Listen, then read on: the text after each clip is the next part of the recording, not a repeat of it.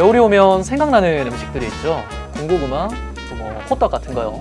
근데 사람마다 다르겠지만요, 저는 날씨가 쌀쌀해지면 요 어묵이 그렇게 생각이 나더라고요. 드라마나 영화에서도 그런 모습 많이 나오잖아요. 배고픈 청춘 남녀가 포장마차에 들러서 어묵 한 입 베어 먹으면서 얘기하고 낭만 있다, 그죠? 옛날부터 춥고 배고픈 서민 달래는데 이만한 음식이 없었죠. 부산 사람에게 이 어묵은 조금 더 특별한데요. 왜 부산하면 어묵, 또 어묵하면 부산이 됐을까? 언제부터 어묵이 부산을 대표하는 음식이 됐을까요? 요새 어묵 특이한 거 많은 거 아세요? 부산역은 물론 백화점에도 깔끔한 어묵 가게가 입점한 걸 보면 야, 어묵 위상이 많이 달라졌구나 싶어요. 옛날에는 명절 선물로 어묵? 좀 고개가 갸웃했지만 요새는 많이들 찾는다고도 하고요. 부산의 재밌는 이야기를 모으는 부산피디야. 저는 부산일보 이상배 기자고요. 이번 주제는 부산을 대표하는 음식 부산어묵입니다.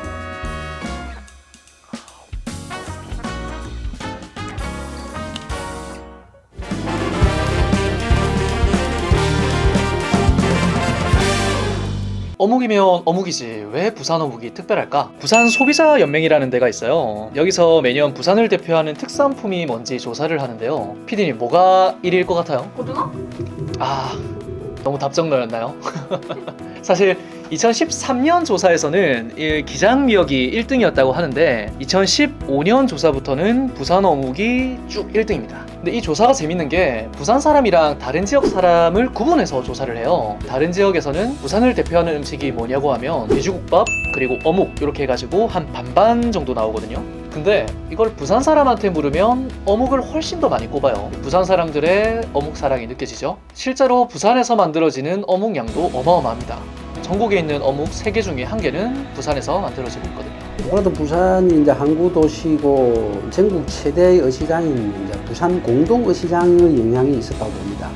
공동 어시장이 있다 보니까 수산물이 풍부하고 신선한 생선 자료가 많이 있다 보니까 생선을 이용한 어묵 산업이 시작되었고 부산에서 많이 발달했다고 봅니다. 자, 그렇다면 이렇게 맛있는 부산 어묵. 부산 어묵은 언제부터 먹기 시작했을까요? 진시 형제는 생선 요리를 너무 좋아했는데 가시를 엄청 싫어했대요. 그래서 생선에서 가시가 나오면 요리사를 사형시켜버린 거야. 야, 그럼 이 조기 같은 건 어떻게 요리해? 너무한 거 아니야? 그래서 한 요리사가 꾀를 낸 거지. 생선살을 아예 으깨가지고 이거를 동그랗게 경단으로 만들었더니 진시 형제가 아주 흡족했다고 하네요. 있거나 말거나. 근데 우리가 생각하는 요 어묵 모양이랑은 조금 다르죠. 실제로 일본이랑 우리나라 정도를 제외하면 대부분 나라에서는 생선살을 으깬 요리는 요 경단 모양이 많대요. 그리고 이런 생선살을 으깬 음식은 이 동아시아를 포함해서 세계 여러 지역에서 비슷한 게 많아요. 물론 우리나라에도 숙종 45년에 나온 진년의궤라는 책에 생선숙편이라고 된 요리가 있는데 지금의 어묵과 비슷한 걸로 추정되고 있어요. 그럼 우리가 흔히 떠올리는 이 어묵의 유래는 사실 일본 요리에서 찾아볼 수 있는데요.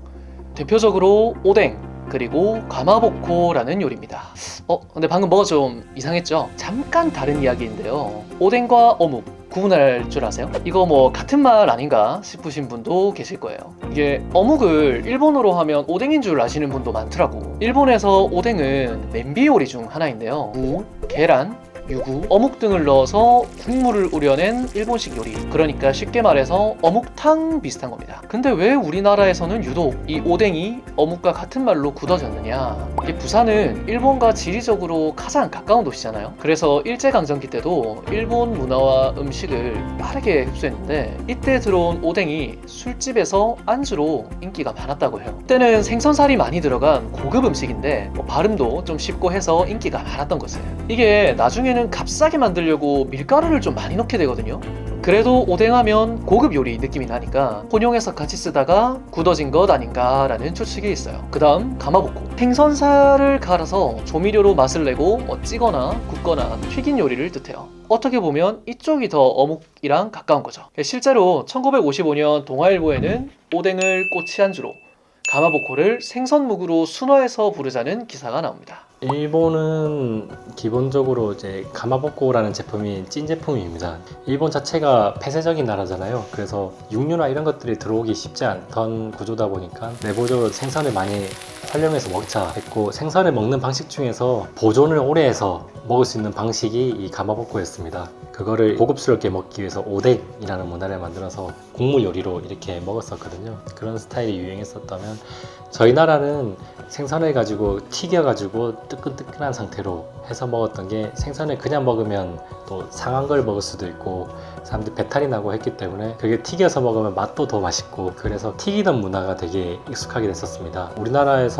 어묵, 오뎅이라고 하면 튀긴 어묵, 우리나라는 또 이게 배부르게 먹기 위해서 국물 위주로 많이 먹다 보니까 탕의 개념도 어묵의 개념도 국물을 많이 먹고 꼬치를 먹는 이런 개념이라면, 일본은 그 안에 들어가는 건더기가 더 많이 이제 메인이 됩니다. 그래서 국물을 적게 먹고 건더기를 많이 집어 먹는 로바다야끼나 일식집들, 이런 문화들이 그런 스타일을 먹는 게 일본의 문화인 것 같거든요. 자, 일제강점기가 끝이 났습니다. 해방이 된 거죠. 이제 일본인들이 다 자기네 나라로 돌아갈 거 아니에요. 가마보코 공장을 운영하던 사람들도 이제 다 도망을 간 거야. 그러면 그 밑에서 일하는 조선인 직원들이 있을 거 아니에요. 그분들은 이제 공장에서 계속 이제 가마보코를 만든 거죠. 그래서 일본이 한반도에서 물러난 뒤에도 부산 사람들은 계속 가마보코를 먹습니다. 그런데 일제가 물러나고 불과 얼마 안 돼서 한반도에 큰 비극이 터지죠. 바로 1950년 민족 상잔의 비극, 한국전쟁입니다. 그때 임시 수도였던 부산에 피난민이 몰렸는데, 이 값싼 단백질 공급원으로 어묵이 각광받기 시작한 거예요. 가마보코는 원래 생선살이 가득한 고급 요리였는데, 조금이라도 양 많게 하려고 생선살은 조금 빼고 밀가루를 더 많이 넣고 하니까 가격이 저렴해졌어요. 이 사람들이 찾으니까 이걸 만드는 게 돈이 되잖아요. 그래서 1950년부터 60년대까지 이 부산에 어묵 공장이 막 들어서기 시작합니다. 그래서 우리가 이름을 들어본 어묵 회사들은 대부분 그때 만들어졌어요. 그리고 이렇게 세워진 어묵 회사들은 비록 유래는 일본 음식에서 왔지만 점차 부산만의 독특한 형태를 만들어가게 됩니다. 일본에도 어묵을 꼬챙이에 꽂는 형태가 있기는 하지만 아무래도 탕에 넣어서 먹는 형태가 많고, 우리나라만큼 길거리에서 꼬챙이로 먹을 수 있는 건 잘 없는 것 같더라고요. 이렇게 부산에 들어선 어묵 회사들, 전쟁이 끝난 다음에도 피난민들이 귀향을 해도 부산에서 자리 잡아 계속 어묵을 만들어냈어요. 근데 사실 이거를 값싸게 팔려다 보니까 예전에는 위생이나 안전에 문제가 좀 있었어요. 1983년 당시 이 어묵 제조업체들이 워낙 영세하고 낙후하다 보니 사람이 먹는 건데도 위생 문제 같은 걸 좀 도외시한 거죠. 오래된 장인분들이랑 얘기를 해보면요, 식품위생법 단속에 걸려서 어묵 공장에 전과자가 수두룩했던 시절도 있었다고 해요. 하지만 계속해서 법이 개정되고 사람들 눈높이도 높아지고, 이제 부산 어묵 종사자분들도 앞장서서 이제 이런 걸 탈바꿈하면서 점차 달라지게 됐습니다. 1990년도쯤에는 대부분이 그런 생산 시설을 넣어서 사람을 손으로 생산하는 게 아닌 설비를 통해서 생산하는 시대가 왔고요. 1988년도에 88 올림픽이 또 큰 계기가 됐던 게, 비위생적으로 생산하던 것들을 전부 다 위생적으로 생산해야 된다라고 이렇게 얘기를 해서 정부에서 점검을 하기 시작했습니다. 위생 관련된 이슈들, 이런 것들로 사람이 못 먹는 음식, 이렇게 해서 올라왔었는데, 아버지 세대 80년대 중반부터 2000년도 때까지는 어묵의 산업화였다고 보시면 될 것 같아요. 이렇게 오늘날 부산 대표 음식이 된 어묵, 최근에 어묵의 변신은 놀라울 정도인데요, 만드는 과정을 보면 엄청 깔끔해요. 그리고 어묵 베이커리라는 말이 생길 정도로 새로운 분야로 넓혀가고 있습니다. 최근에는 부산 어묵 업체들이 박물관을 열거나 체험관을 운영하는 등 다양한 시도들을 하고 있어요. 실제로 많은 사람들의 호응을 얻고 있기도 하고요. 부산 대표 음식으로 거듭난 어묵이 어디까지 진화할지 눈과 입 모두 기다려집니다. 부산 어묵이 부산의 대표 상품이고 이제 관광 상품으로 지금 현재 나가고 있는데, 사실상 어묵의 원료인 연유 대부분 수입을 하고 있습니다. 안정적으로 생산하고 관리하기 위해서는 국내 어묵 원료를 국산화해야 되지 않겠느냐.